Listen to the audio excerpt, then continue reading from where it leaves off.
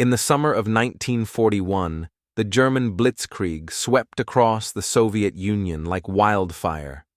Army Group South, commanded by Field Marshal Gerd von Rundstedt, pushed deep into Ukraine.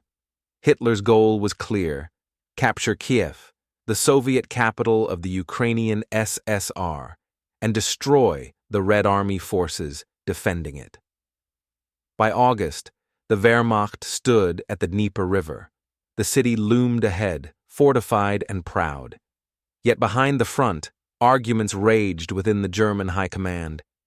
General Heinz Guderian wanted to continue his drive toward Moscow, believing the Soviet heartland should fall first. Hitler disagreed. He demanded Kiev, both for its resources and its symbolism. That decision would reshape the war. While German panzers turned south toward the Ukrainian capital, time began working for the Soviets. Every day brought them new soldiers, new trenches, and a deeper will to resist. The southern gamble had begun, one that would bring victory measured in destruction. Kiev was defended by the Southwestern Front, 4 Soviet armies commanded by General Mikhail Kirponos. They numbered nearly 600,000 men. Infantry, cavalry, and tank brigades stretched along the Dnieper's west bank. The river became their lifeline and their trap. Under constant air raids, engineers built defenses around the city: bunkers, anti-tank ditches, artillery positions hidden among trees. Civilians dug trenches with their bare hands. From the air, the front seemed solid, but in reality it was fragile, overstretched, under-equipped, and poorly coordinated. Stalin forbade any withdrawal. His orders were absolute: hold Kiev at any cost. Kirponos obeyed, though he knew the danger. Reports from reconnaissance units warned of German armor massing to the north. Yet retreat meant execution. The Dnieper line became a wall of courage built on fear. Every Soviet soldier who crossed into the Kiev sector felt the weight of history pressing on his shoulders, and the quiet knowledge that he might never return. In late August, Hitler issued the command that sealed the fate of Kiev. 2 great German pincers began to move. From the north, Guderian's 2nd Panzer Group turned south after abandoning the Moscow offensive. From the south, Kleist's 1st Panzer Group advanced north from the Dnieper Bend. Between them lay the entire Soviet Southwestern Front. German armor raced through the steppe, closing the jaws of the largest encirclement in history. Soviet headquarters in Kiev lost radio contact with multiple armies.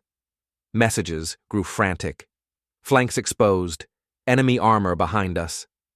Still, Stalin refused to believe disaster was coming. "It's a bluff," he told his generals. "The Germans are too weak." By mid-September, the 2 panzer spearheads met near Lochvitsa, 180 kilometers east of Kiev. The trap had closed.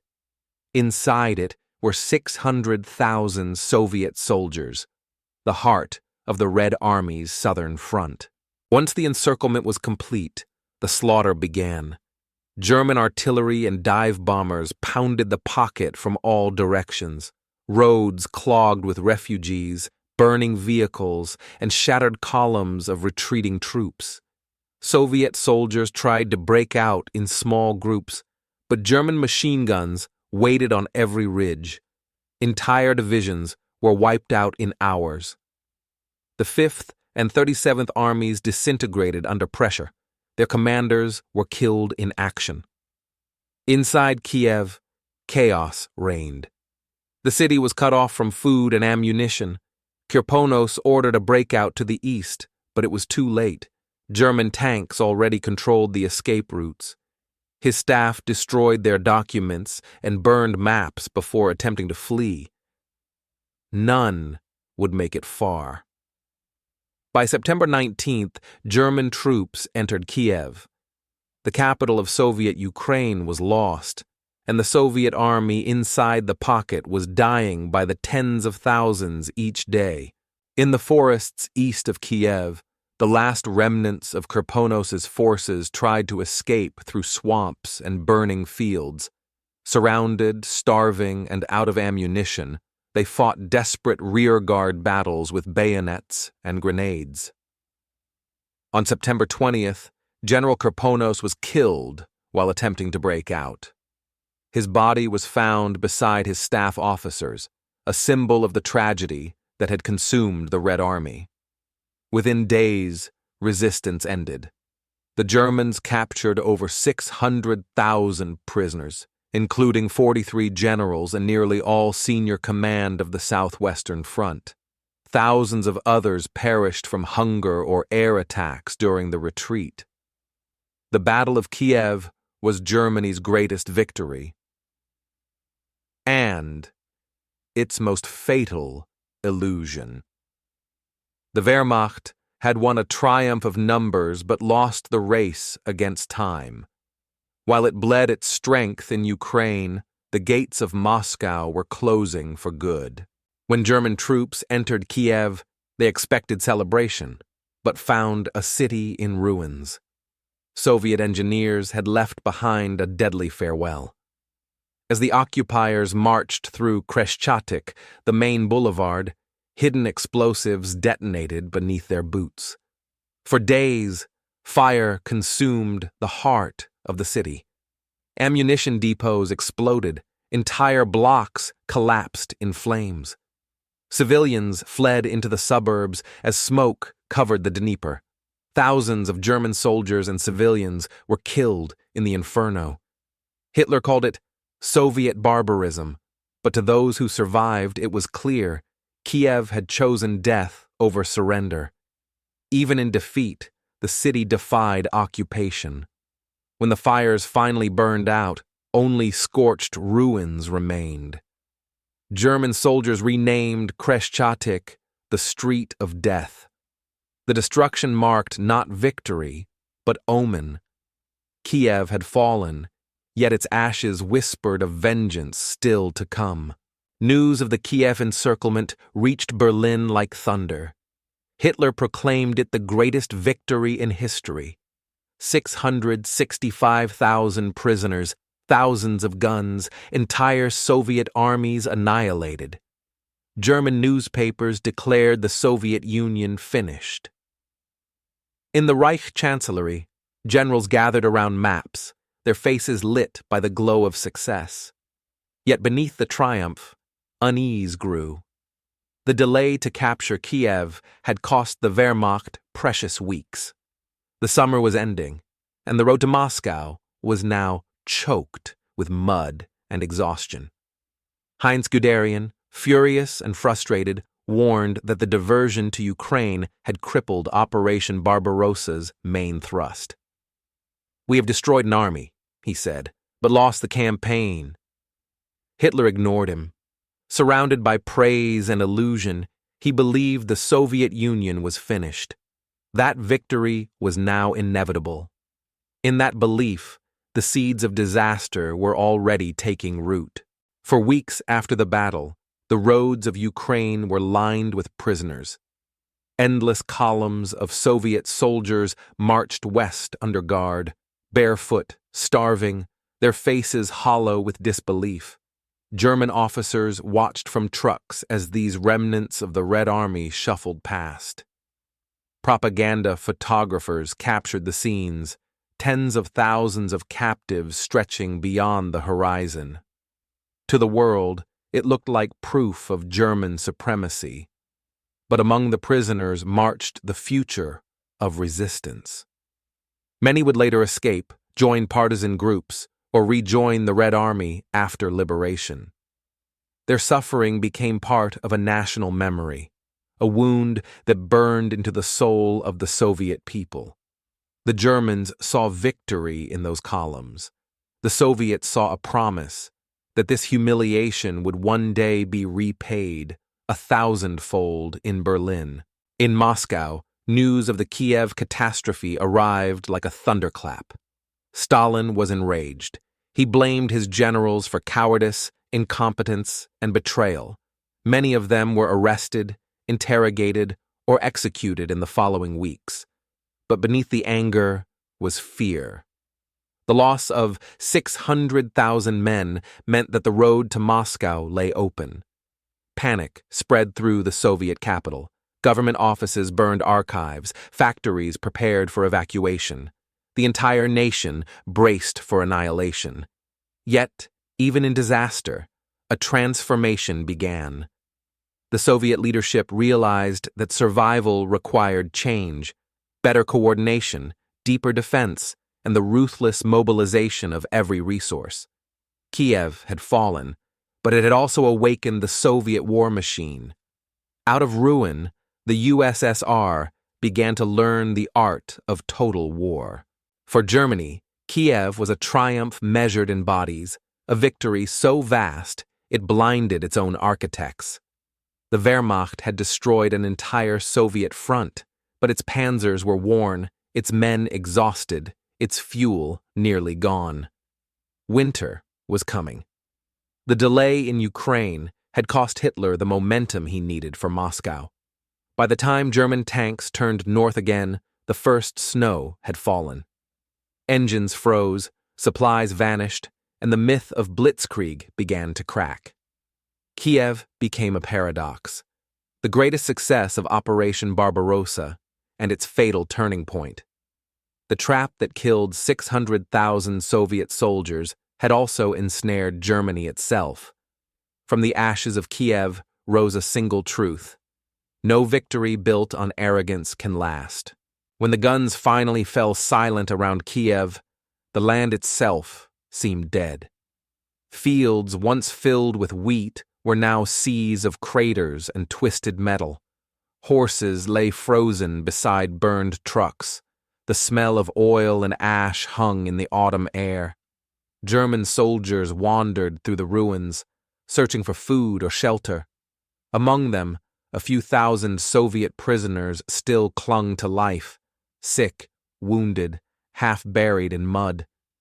The sheer scale of the destruction stunned even the victors. War correspondents who arrived days later described a landscape stripped of life.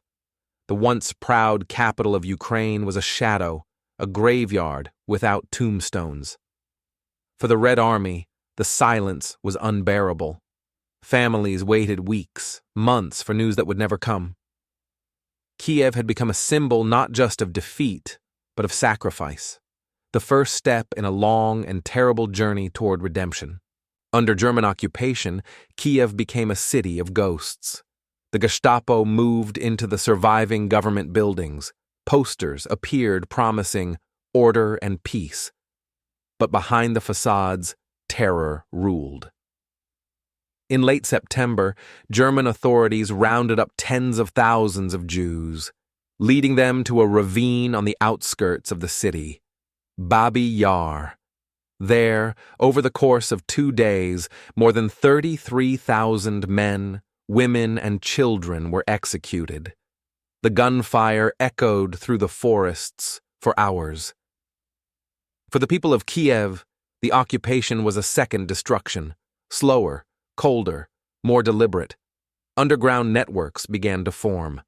Soviet partisans smuggled messages, sabotaged rail lines, and assassinated collaborators. Every night, leaflets appeared on walls. "We will return." Kiev, though enslaved, had not surrendered. Beneath the silence, resistance was already stirring. Through 1942 and 1943, the fight for Kiev continued in secret. Partisan units operated in the forests outside the city, supplied by airdrops from the east. Inside Kiev, underground cells printed newspapers, forged documents, and relayed intelligence to the Red Army. Every act of defiance carried the price of death. The Gestapo executed hostages in public squares, hanging them from lampposts with signs reading, "For aiding the partisans." Yet even fear could not extinguish the will to fight. Among the resistance were teachers, engineers, students, ordinary citizens turned soldiers. Many had lost entire families in the massacres. Their war was personal, their courage unyielding. The battle for Kiev had moved underground, a shadow war fought with whispers, courage, and faith that liberation would come. In November 1943, that liberation arrived. Soviet forces under General Vatutin launched the first Ukrainian front across the Dnieper. The battle for Kiev was swift, brutal, and relentless. Artillery fire lit up the sky as Soviet troops stormed the suburbs. After 2 years, under the swastika, the red flag rose again over the city on November 6th. Civilians wept as soldiers marched through the ruins. Many recognized no streets, no homes, only memories. The victory was not without cost. Tens of thousands of Soviet soldiers fell reclaiming Kiev. But for Stalin, the timing was symbolic. The city was freed just 1 day before the anniversary of the October Revolution. The fall of Kiev in 1941 had been one of the greatest disasters of the war. Its liberation in 1943 became one of its greatest triumphs. The Battle of Kiev left wounds that would never fully heal. More than 600,000 Soviet soldiers were lost, a number so vast it defied comprehension. For every German soldier who celebrated victory in 1941, a reckoning would come 2 years later on the same soil. Historians would later call Kiev the grave of illusions. It proved that tactical brilliance could not replace strategic vision, that even victory can destroy those who win it. For Germany, the triumph at Kiev delayed its advance on Moscow just long enough for winter to fall and the tide to turn. For the Soviet Union, it became a story of endurance. From the ashes of that defeat rose the will that would carry the Red Army to Berlin. Kiev's ruins bore silent witness to the truth that defines every war. Power fades, but memory endures.